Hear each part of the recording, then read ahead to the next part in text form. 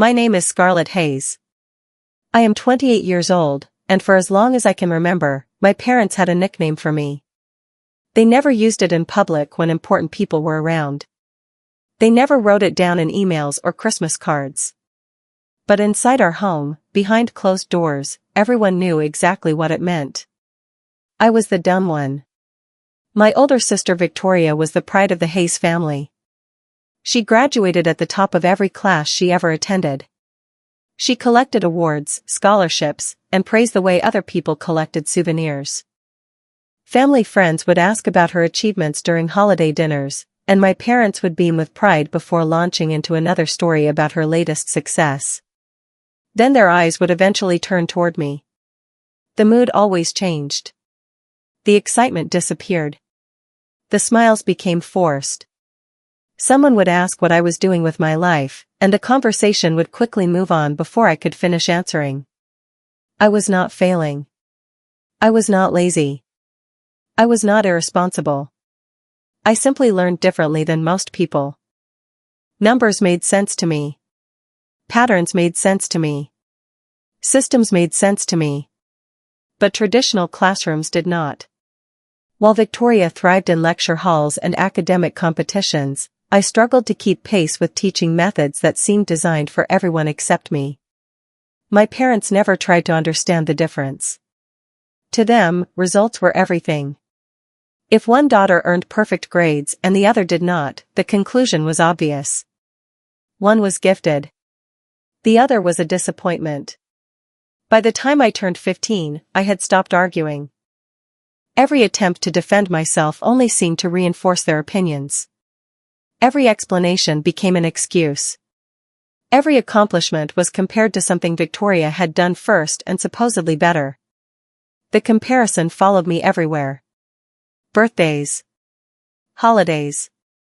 Family vacations. Even casual dinners became opportunities to remind me how much I lacked. The only person who refused to join them was my grandmother, Beatrice Hayes. While everyone else measured people by diplomas and titles, Grandma Beatrice measured people by character. She listened when I spoke. She asked questions nobody else cared to ask. She never laughed when I shared an idea. Some of my favorite memories were Sunday afternoons spent in her apartment overlooking the East River. She would make tea, pull out old notebooks, and tell me stories about the early days of Hayes Development Group, the company she built from almost nothing decades earlier. Unlike my parents, she never spoke about success as if it were a trophy. She spoke about perseverance. She spoke about integrity. She spoke about treating people with dignity, especially when they had nothing to offer in return. One rainy afternoon when I was 17, she looked across the kitchen table and said something I never forgot. "Scarlett, the world is full of people who know how to impress others. Very few know how to truly see others. You are one of those people." At the time, I did not understand what she meant. I thanked her, smiled politely, and changed the subject. Looking back now, I realize she saw my future long before I did. Christmas of 2018 should have been a happy occasion. More than 20 relatives gathered at my parents' mansion outside Manhattan. The dining room glittered with expensive decorations. Crystal glasses reflected the light from a massive chandelier. Everything looked perfect from the outside. Halfway through dinner, my father stood and tapped his glass with a spoon. The room fell silent. "I have exciting news," he announced. "Victoria has been accepted into one of the most competitive graduate programs in the country." Applause erupted instantly. Family members cheered. Several stood to hug her. My mother wiped away tears of pride. For nearly 5 minutes, the room celebrated Victoria's achievement. Then my father glanced in my direction. His smile faded slightly. "And Scarlett," he said. The pause lasted just long enough to make everyone uncomfortable. "Well, Scarlett is still figuring things out." Laughter rippled around the table. Not loud laughter. Worse. The quiet kind. The kind people use when they know something is cruel but do not want to challenge it. I stared at my plate. My face burned. Across the table, I saw Victoria smiling awkwardly but saying nothing. My mother looked down at her wine glass. Nobody defended me. Nobody objected. Nobody even changed the subject. Then I felt a hand squeeze mine beneath the table. Grandma Beatrice. When I looked up, her eyes were fixed on my father. For the first time in my life, I saw genuine anger there. She said nothing during dinner. She waited until everyone else had left. As I prepared to go home that night, she stopped me near the front door and pressed a small wooden box into my hands. The box was old, polished smooth by time, with brass hinges and a tiny lock. "Keep this somewhere safe," she said quietly. "Do not lose it." I frowned. "What's inside?" A faint smile appeared on her face. "Not yet, sweetheart. One day you'll understand exactly why you need it." I carried the box home that night without realizing it would eventually change everything I thought I knew about my family, my future, and the people who spent 20 years convincing me I would never be enough. For almost 3 years, the wooden box sat untouched in the back of my closet. Life moved forward, and I convinced myself Grandma Beatrice had simply wanted me to keep a sentimental family heirloom. Every now and then I would see the box while searching for a jacket or an old pair of shoes, and I would remember her words. "One day you'll understand exactly why you need it." But life had a way of pushing mysteries aside. There were bills to pay, jobs to keep, and expectations to survive. A year after that Christmas dinner, Grandma Beatrice invited me to lunch at her apartment. By then her health had begun to decline. The woman who once seemed larger than life moved more slowly. Her silver hair had thinned, and the deep lines around her eyes had become more pronounced. Yet the sharpness in her gaze remained untouched. She still noticed everything. The moment I walked through the door, she smiled and motioned for me to sit across from her at the dining table. Family photographs covered the walls. Most showed the early years of Hayes Development Group. Groundbreaking ceremonies. Ribbon cuttings. Newspaper features from decades ago. Looking around that room, it became impossible to forget that my grandmother had built an empire long before my father inherited it. "How are things at home?" she asked. I laughed quietly. "Do you want the honest answer or the polite one?" "The honest one." I stared down at my coffee. "Nothing changes. Victoria keeps winning awards. My parents keep reminding me that I'm not Victoria." Grandma Beatrice sighed. "Not with surprise. With disappointment. Your father has always confused achievement with worth. Maybe he's right." The words slipped out before I could stop them. "Maybe if I were smarter, things would be different." Her expression hardened instantly. "Do not say that again." I blinked. "Grandma." "No. Listen to me." She leaned forward. "Your problem has never been intelligence. Your problem is that you've spent too many years listening to people who only value one kind of intelligence." The room fell silent. Outside the apartment window, traffic moved through Manhattan as rain tapped softly against the glass. "Do you know why I started this company?" she asked. I shook my head. "Because every bank I approached told me no. Every investor told me no.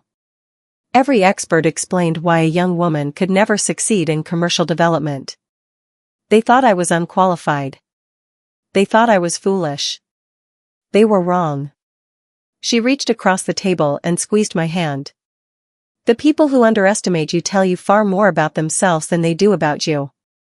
That conversation stayed with me long after I left her apartment. Unfortunately, life did not suddenly become easier. If anything, the gap between Victoria and me continued to grow. By 24, she had become exactly what my parents wanted. She graduated with honors, secured a prestigious position at a major consulting firm, and appeared regularly in business magazines highlighting rising young professionals. At every family gathering, her accomplishments became the main topic of conversation. I became background noise. Then came the call that changed everything. It arrived on a cold November morning. My mother sounded unusually serious. You should come to the hospital. My stomach dropped. What happened?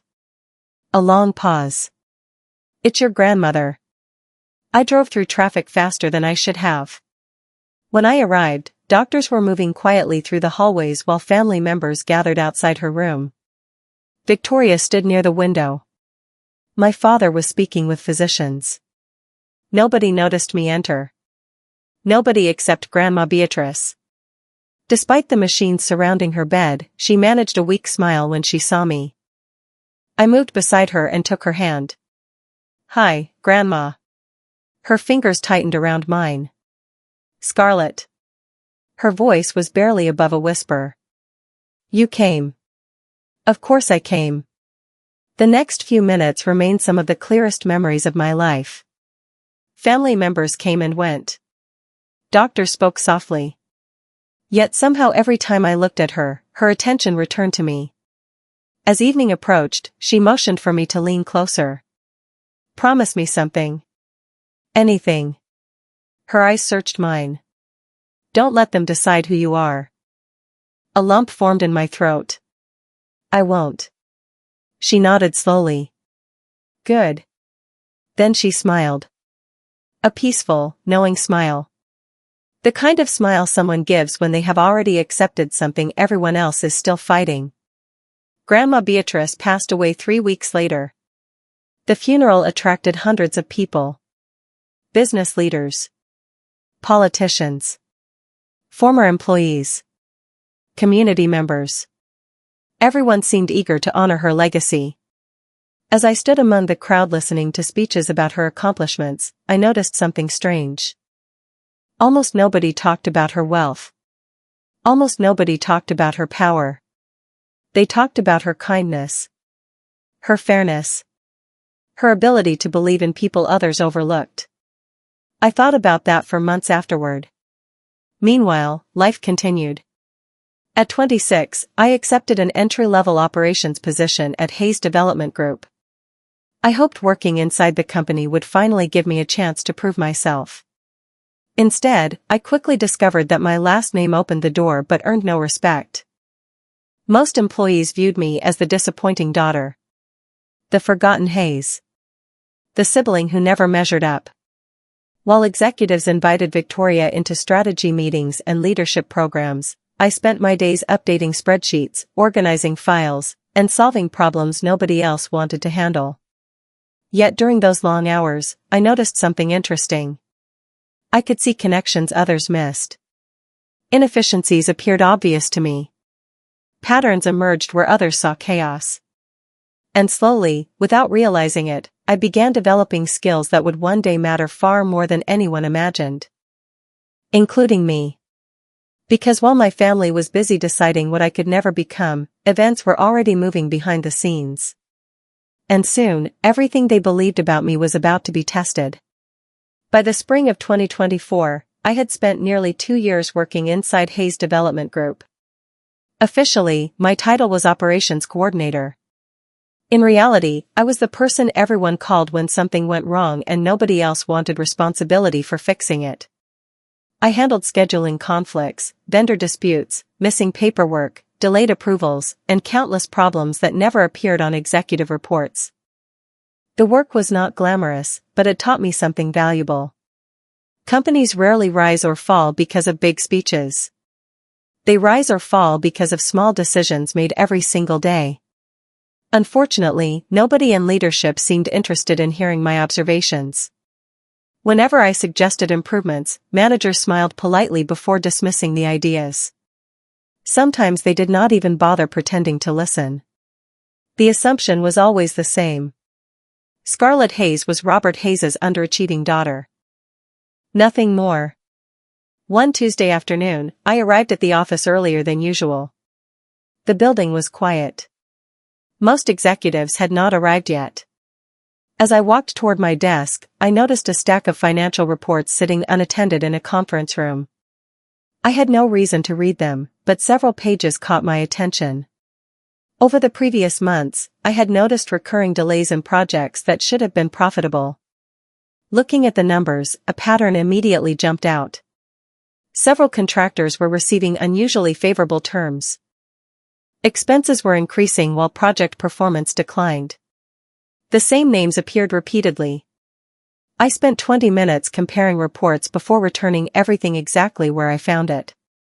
By lunchtime, I had filled an entire notebook with observations.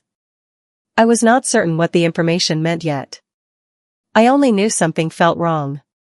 Later that day, I mentioned one of the inconsistencies to my supervisor. He barely looked up from his computer screen.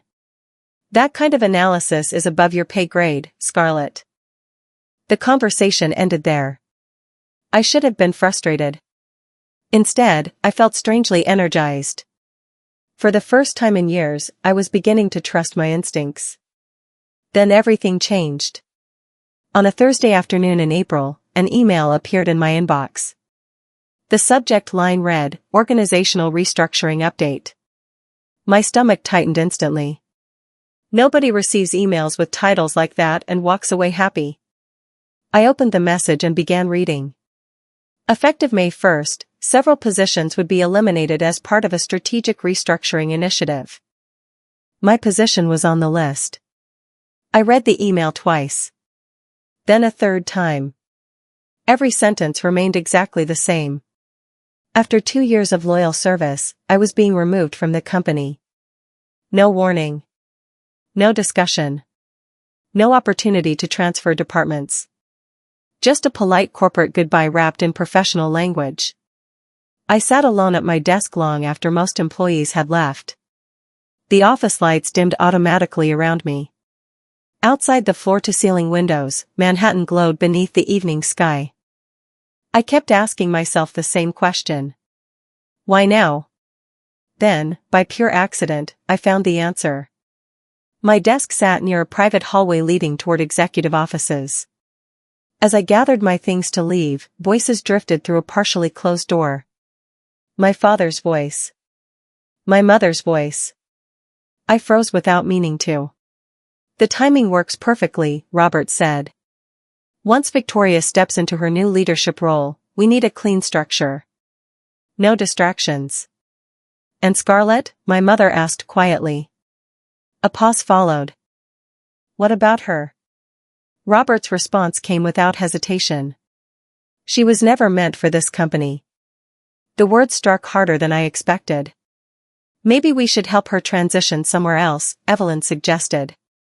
"She'll figure something out." My father's tone remained cold and practical. "She always does."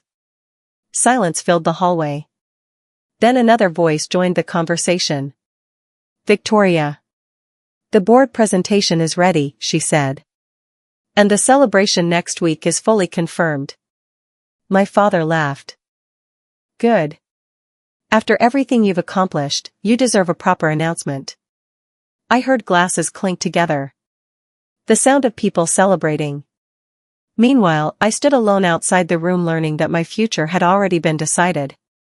Nobody had consulted me. Nobody had considered my contributions. Nobody had even respected me enough to tell me directly. The following week became one of the longest weeks of my life. Invitations circulated throughout the company. A major event was being organized at one of Manhattan's most prestigious hotels. Officially, the gathering would celebrate Victoria's newest achievement. Unofficially, everyone understood it would be a coronation. The future leader of Hayes Development Group would finally be presented to investors, executives, and industry partners. My invitation arrived 2 days before the event. Even that felt like an afterthought. Still, I planned to attend. Part of me hoped I was wrong about everything. Maybe my parents would surprise me. Maybe there was still a place for me in the family.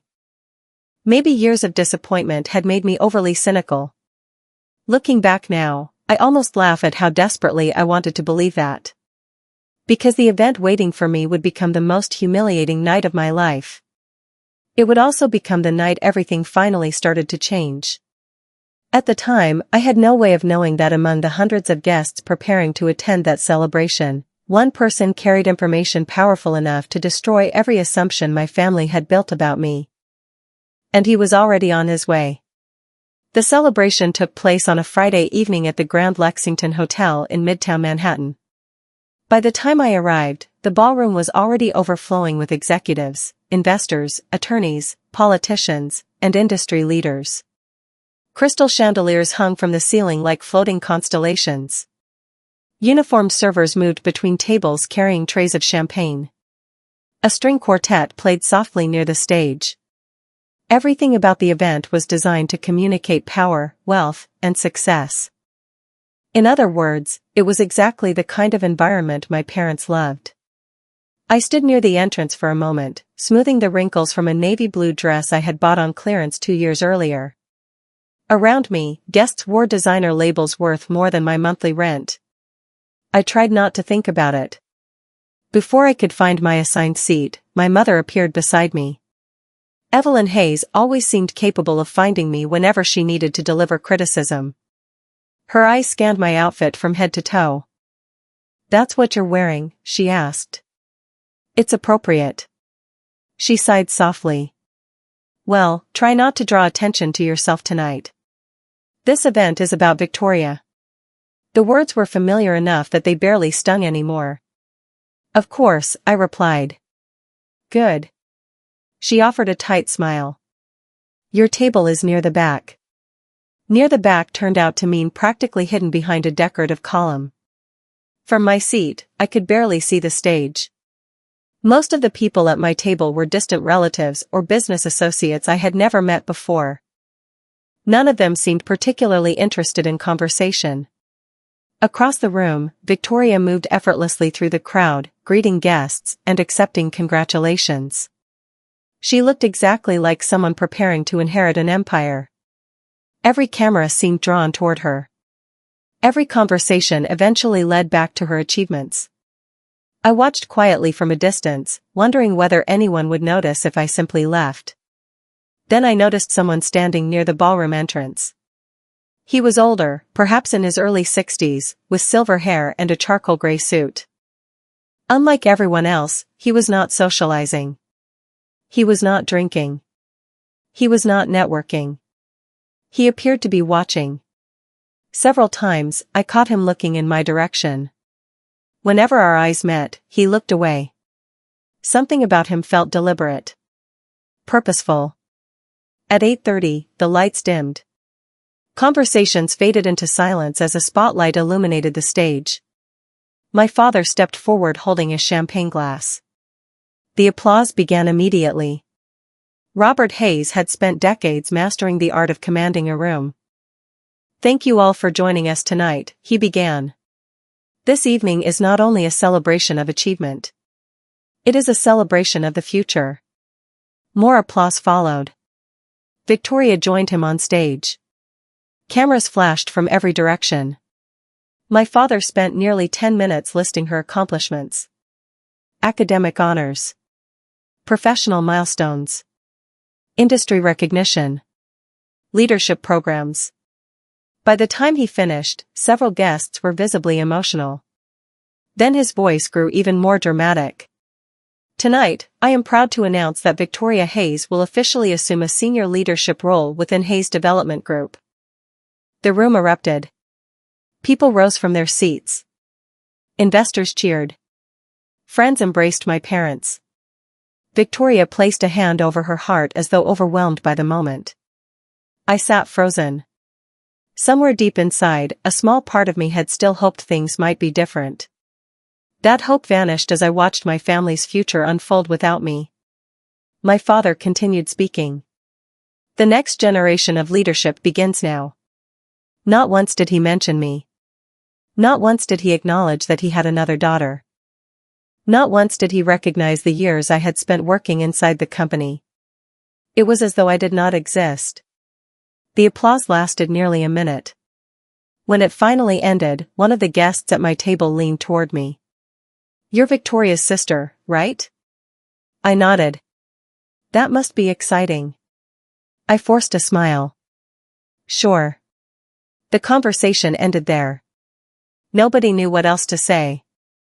A few minutes later, I stood and quietly made my way toward a side hallway outside the ballroom. I needed air. I needed distance from the smiling faces and endless celebration. The hallway was nearly empty.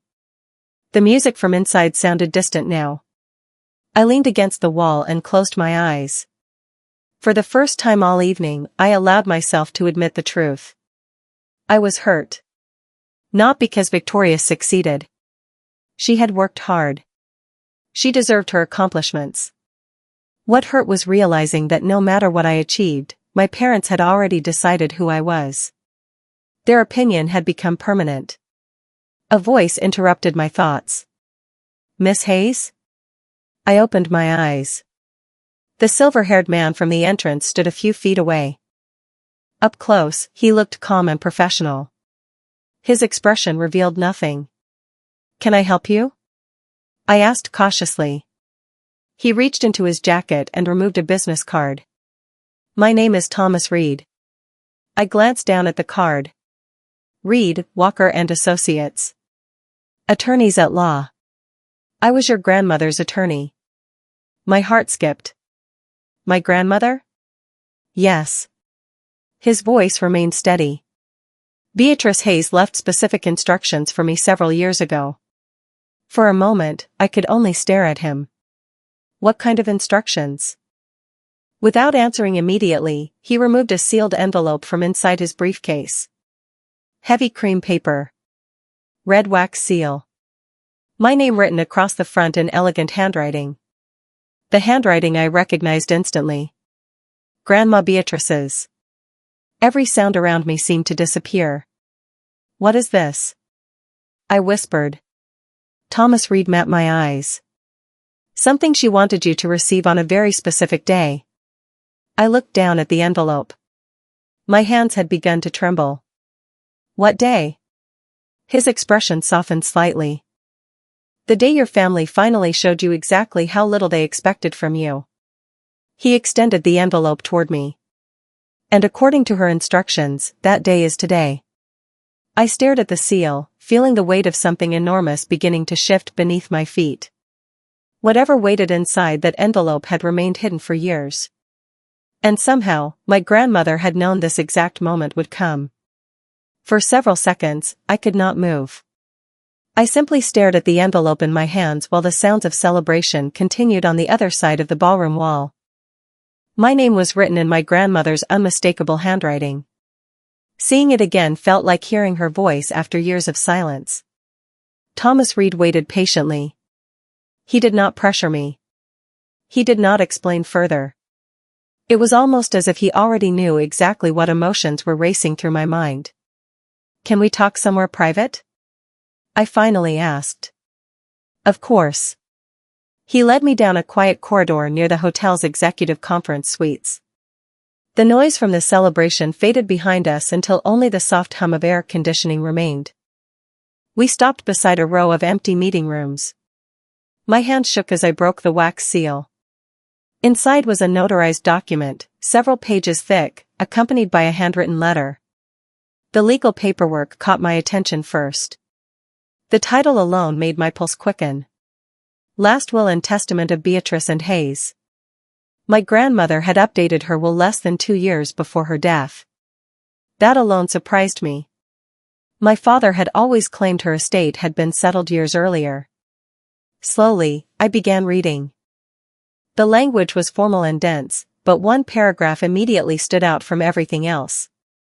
"To my granddaughter, Scarlett Hayes, I hereby transfer controlling ownership interests held in Hayes Development Group and all associated voting rights attached thereto." I blinked and read the sentence again. Then again. Surely I had misunderstood. "Thomas." My voice barely worked. "What exactly does controlling ownership mean?" He answered carefully. 51%. The hallway suddenly felt smaller.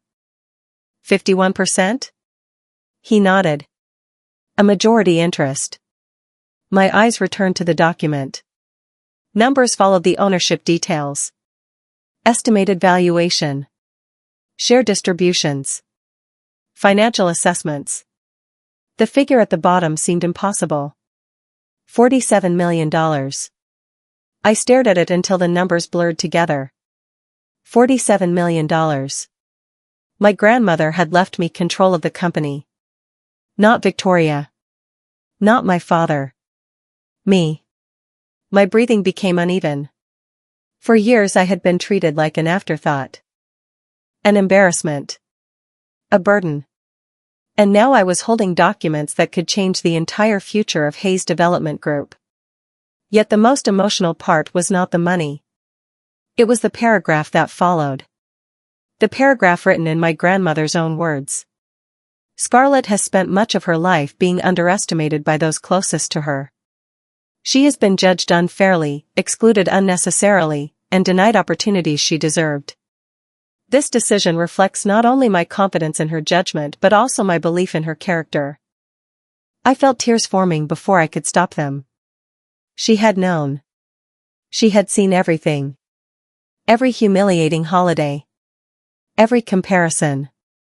Every moment I questioned my own worth. Somehow she had seen it all. "There's more," Thomas said quietly. I turned the page. Halfway down, another clause appeared. This transfer becomes effective only upon formal activation by Scarlett Hayes within 72 hours of receipt. Failure to act within that period shall cause ownership interests to revert according to alternate instructions established within this estate plan.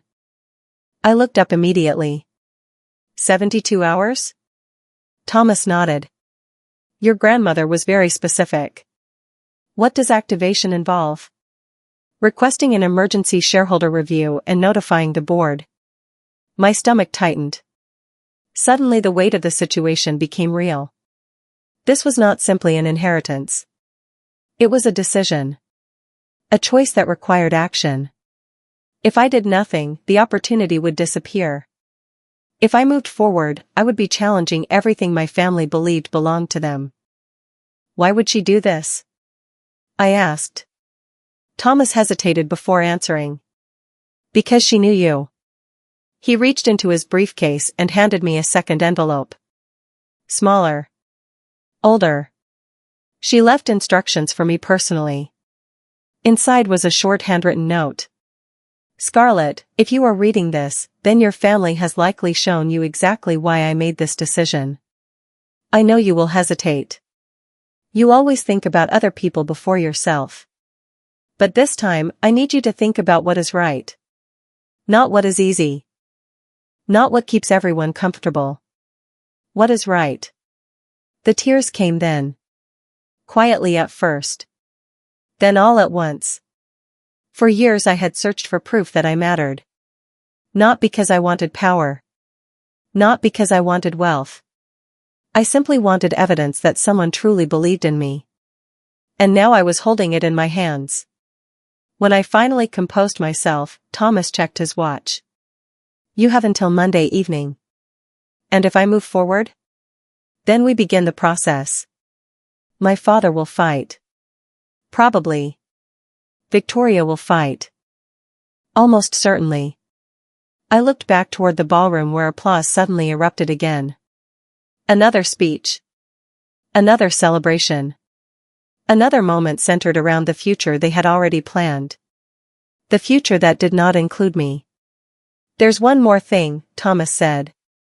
He reached into his briefcase one final time and removed a sealed folder.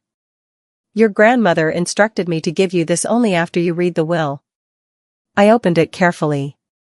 Inside were copies of board records, shareholder communications, and meeting summaries spanning several years. One document immediately caught my attention. It detailed an attempt made by senior leadership to restructure voting rights within Hayes Development Group shortly before my grandmother's death. The signatures at the bottom included my father's name. I looked up slowly. What is this? Thomas's expression hardened. Evidence. Evidence of what? He met my eyes directly. Evidence that your grandmother had reasons for making sure control of the company never ended up in the wrong hands. For the first time that evening, fear gave way to something else. Determination. Because I was beginning to realize this inheritance was not just about rewarding me. It was about protecting something my grandmother had spent her entire life building. And if the documents in that folder were even partially accurate, the battle ahead was going to be far bigger than anyone in that ballroom could possibly imagine. The next 72 hours felt unlike anything I had ever experienced. For most of my life, every major decision had already been made for me. My parents decided who mattered. They decided whose achievements deserved attention. They decided which future belonged to which daughter. Now, for the first time, the decision belonged entirely to me. I barely slept that weekend. Every time I closed my eyes, I saw the same images. My father standing on stage announcing Victoria's future. My mother telling me not to draw attention to myself. The board documents hidden inside Thomas Reed's folder. And above all, my grandmother's note. Do what is right. Not what is easy. Saturday morning, I spread every document across my apartment dining table. Legal records. Ownership agreements. Shareholder summaries. Historical company reports. The deeper I read, the more questions emerged. Several years earlier, Hayes Development Group had undergone a proposed governance restructuring. On paper, it looked routine. In reality, it would have dramatically reduced my grandmother's influence over major company decisions. The proposal had failed, but the details troubled me. Whoever drafted it understood exactly how to consolidate power. I spent hours building timelines and diagrams across multiple notebooks. It was something I had always done naturally. When information became complicated, I organized it visually. Arrows connected names. Notes linked events. Patterns emerged. By Saturday evening, one conclusion seemed impossible to ignore. My grandmother had not created the 72-hour clause simply to give me an inheritance. She had created it because she expected resistance. She knew there would be a fight. Sunday afternoon, my phone rang. The caller ID displayed a name I did not recognize. Scarlett Hayes? A woman's voice asked. Yes. My name is Judith Bennett. I've served on the Hayes Development Group board for almost 3 decades. I immediately sat upright. Thomas Reed contacted you? He did. Her voice carried confidence earned through experience. And before you ask, yes, I knew about your grandmother's contingency plan. I was silent for a moment. You knew? For nearly 2 years. Then why didn't anyone tell me? Judith's answer came gently. Because Beatrice didn't want anyone influencing your decision. Not your family. Not the board. Not even me. I leaned back against the couch. What happens if I activate the transfer? That depends on what you want to do next. I don't know what I want. Good. Her answer surprised me. Most dangerous leaders think they already know everything. She paused briefly. Your grandmother trusted your judgment. That matters more than any business degree. We spoke for nearly an hour. Judith explained board procedures, voting requirements, and emergency review mechanisms. More importantly, she explained something nobody else ever had. How power actually worked inside the company. By the end of the conversation, I understood that control was not about titles. It was about trust. Relationships. Credibility. Respect. The very things my father had spent years assuming belonged exclusively to him. Before ending the call, Judith asked a simple question. Do you believe your grandmother was right? I stared at the documents scattered around my apartment. About what? About you. The question hit harder than I expected. For 28 years, I had been told who I was. The underachiever. The disappointment. The daughter who never quite measured up. Even after receiving a $47 million inheritance, part of me still carried those labels. I don't know, I admitted. Judith laughed softly. Then maybe it's time you find out. Sunday night, I finally opened the wooden box that had sat untouched in my closet for years. The same box Grandma Beatrice had given me after that painful Christmas dinner. The brass hinges creaked as I lifted the lid. Inside rested several items wrapped carefully in tissue paper. The first was a handwritten letter. The second was a flash drive. The third was a worn leather notebook filled with my grandmother's personal notes about the company. I opened the letter first. Scarlett, if you are reading this, then events have unfolded exactly as I expected. I am sorry for that. I hoped your family would choose differently. I hoped they would see you before it was too late.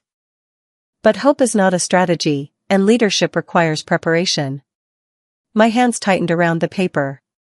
The letter continued for several pages. She explained how she had observed the growing concentration of power inside Hayes Development Group.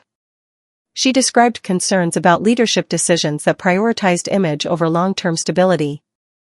Most importantly, she described why she believed I could see things others missed. Not because I was smarter than everyone else.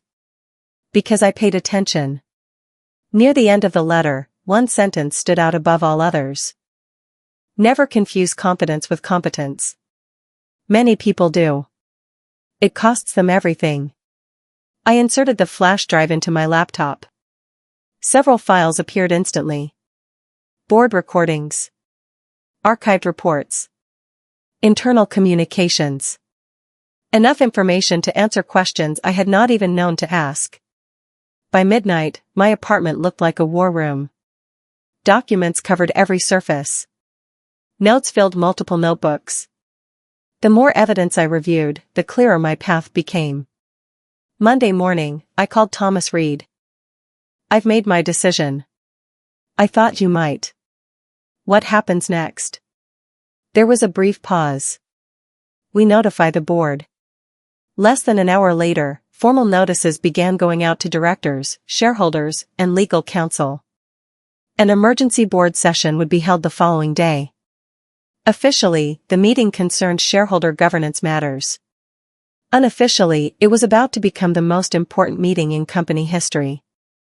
Late that afternoon, my phone lit up again. This time, the caller ID displayed a familiar name. Victoria Hayes. I stared at the screen for several seconds before answering.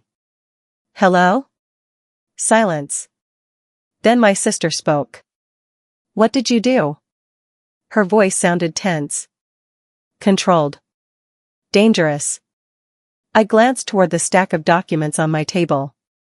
What are you talking about? An emergency board meeting was just announced. Another pause. And somehow your name is attached to it. I could almost hear her trying to understand the situation. Trying to identify a threat she had never imagined existed. For the first time in years, I found myself holding information my family did not have. And by this time tomorrow, everyone inside Hayes Development Group would know exactly why. Tuesday morning arrived faster than I expected. Despite barely sleeping, I was awake before sunrise. For nearly an hour, I stood by my apartment window staring at the Manhattan skyline while replaying every possible outcome in my head. My father could dismiss me.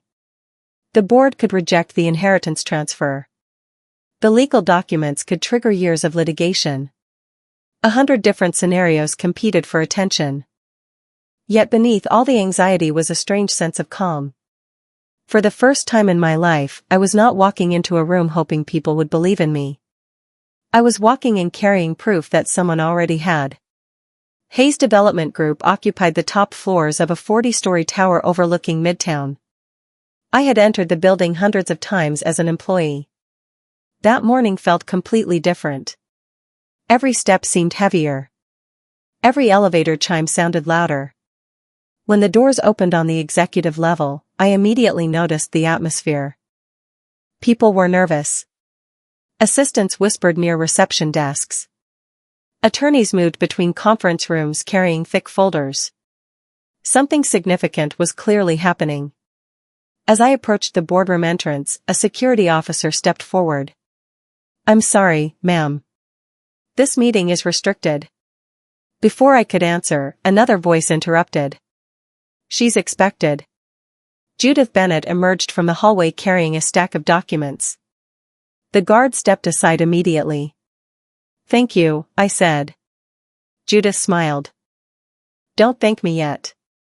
Inside the boardroom, 12 directors sat around a polished walnut table. Some I recognized from company events. Others I had only seen in annual reports. At the far end sat my father. Robert Hayes looked composed on the surface, but years of observation had taught me how to read him. His jaw was tighter than usual. His fingers tapped the table rhythmically. He was worried. Beside him sat Victoria. Unlike my father, she made no effort to hide her frustration. The moment she saw me enter, her expression hardened. I took the only empty seat available. Nobody spoke for several seconds. Finally, the chairman of the board, William Prescott, cleared his throat. This emergency session has been called to review matters regarding shareholder governance and estate succession. His gaze shifted toward me. Ms. Hayes, my understanding is that this request originated from your legal counsel. Before I could respond, my father leaned forward. William, before we waste everyone's time, I think context is necessary. The room fell silent. Robert stood slowly. My daughter has unfortunately been misled regarding certain estate matters. His voice carried the same calm authority he used during investor presentations. Scarlett is a valued member of our family, but she has no experience in corporate governance. No leadership background. No qualifications that would justify involvement at this level. Several directors exchanged glances. My father continued. I believe this entire situation stems from confusion surrounding outdated documents. Victoria nodded beside him. Exactly. This company manages hundreds of millions of dollars in assets. Running it requires expertise. She turned toward me.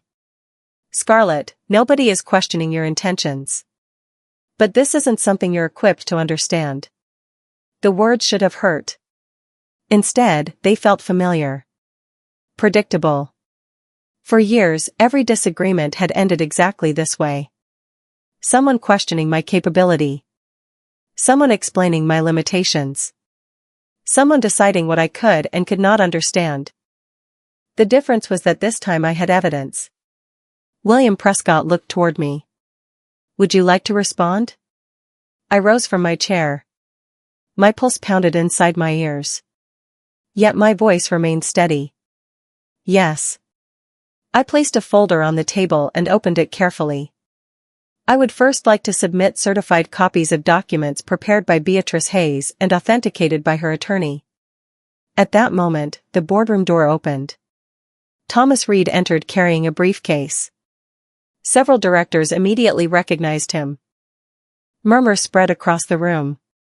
Thomas approached the table and presented notarized copies of the estate documents. William examined the first page. His expression changed almost instantly. Then he looked at my father. Robert, were you aware of this? My father's face lost color. Only slightly. But enough for me to notice.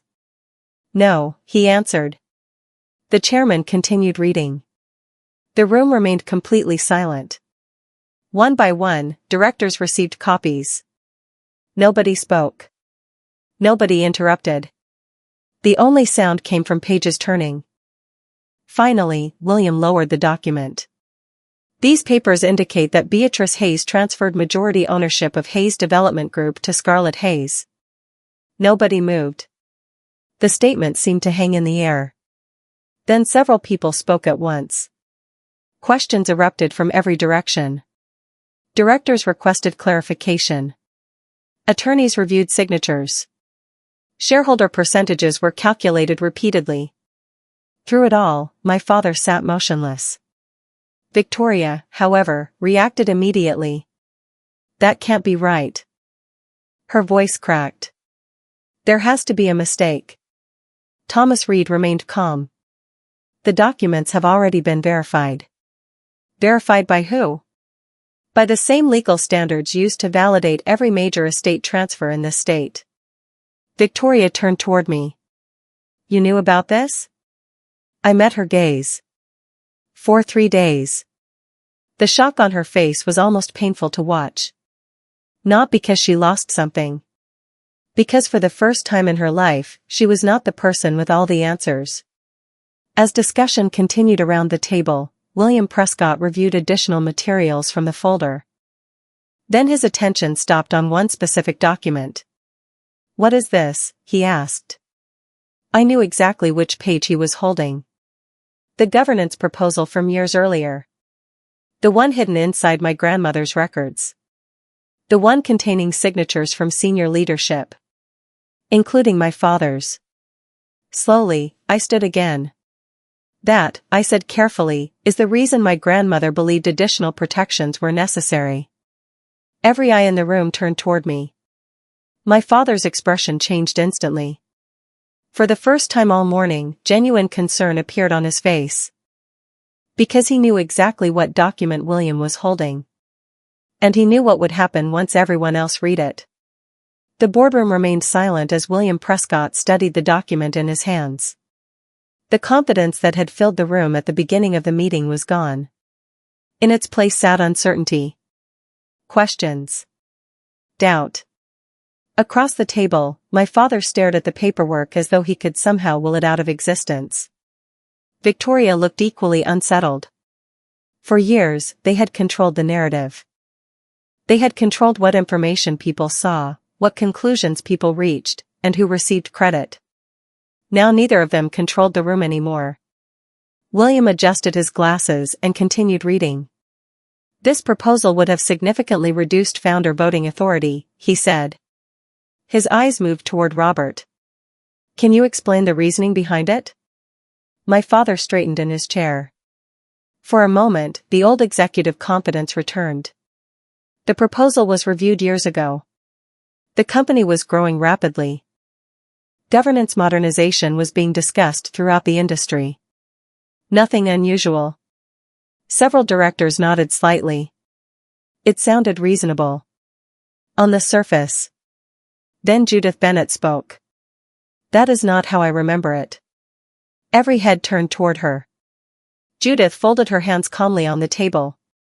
"I attended those meetings." Beatrice opposed the proposal strongly. She believed it concentrated too much authority into too few hands. Another board member, Charles Whitman, nodded. "I remember that discussion as well." The room shifted again. Small changes. Subtle changes. But important ones. The narrative was no longer moving in one direction. William looked toward Thomas Reed. "Do you have anything further to add?" Thomas opened his briefcase and removed another folder. "Actually, yes." He handed several copies to the directors. Mrs. Hayes anticipated questions regarding her intentions. "These are written statements prepared during the final years of her life." My heart skipped. I had not seen those documents. William began reading silently.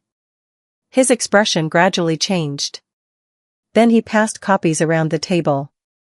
One director after another reviewed the statements. The effect was immediate. Beatrice's voice seemed to fill the room despite her absence.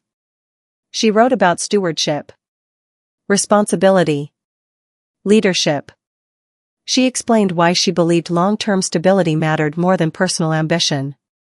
Most importantly, she explained why she trusted me. Not because I possessed extraordinary credentials. Not because I had a prestigious title. Because I paid attention to people. Because I listened. Because I valued the company itself more than status. By the time the last director finished reading, the atmosphere had transformed completely. For years, my grandmother had built relationships throughout the organization. Her reputation carried weight even after her passing. And now her words were speaking directly to the people responsible for protecting her legacy. Victoria suddenly stood. "This is ridiculous." Her voice cracked with frustration. "We're talking about turning control of a major company over to someone who has never led anything." Several directors looked uncomfortable. Others remained expressionless. I slowly rose to my feet. For a moment, neither of us spoke. Then I answered. "You're right." The room turned toward me. Victoria blinked, clearly surprised. "What?" You're right. I've never been CEO. I've never run a board. I've never managed a company this size. I paused. But that's not what we're deciding today. The room grew quiet again. Today we're deciding whether the founder's wishes deserve respect. Whether governance rules matter. Whether ownership rights matter.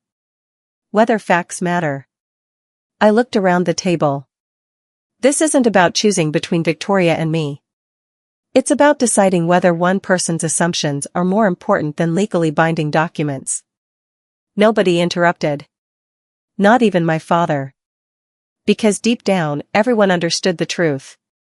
The legal question had already been answered. The inheritance was valid. The ownership transfer was valid. The only remaining issue was what happened next. William leaned back thoughtfully.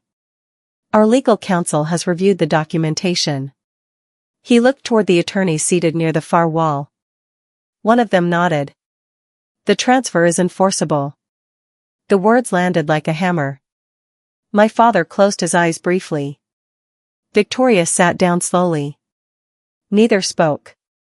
For the first time in years, there was nothing either of them could say that would change the facts. William folded his hands. As majority shareholder, Scarlett Hayes possesses the authority to bring motions before this board. Several directors exchanged glances. The reality of the situation was finally settling in. I was no longer simply Robert Hayes's overlooked daughter. I was now the controlling shareholder of Hayes Development Group. The realization felt surreal. Not empowering.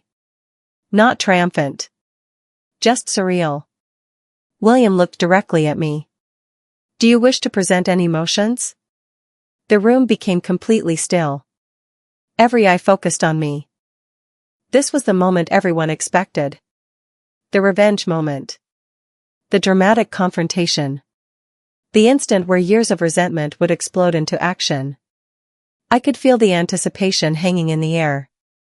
Victoria expected me to remove her from consideration for future leadership. My father expected me to retaliate. Even some directors seemed to assume that was where the meeting was heading. I thought about the years of humiliation. The comparisons. The dismissive comments. The opportunities one never received. Then I thought about my grandmother. About the letter she left behind. About the values she spent her life teaching me. Leadership was not about punishment. It was about responsibility. Slowly, I stood. Yes, I said. William nodded. Please proceed. I took a deep breath. I am not requesting the removal of Robert Hayes. Several heads lifted immediately.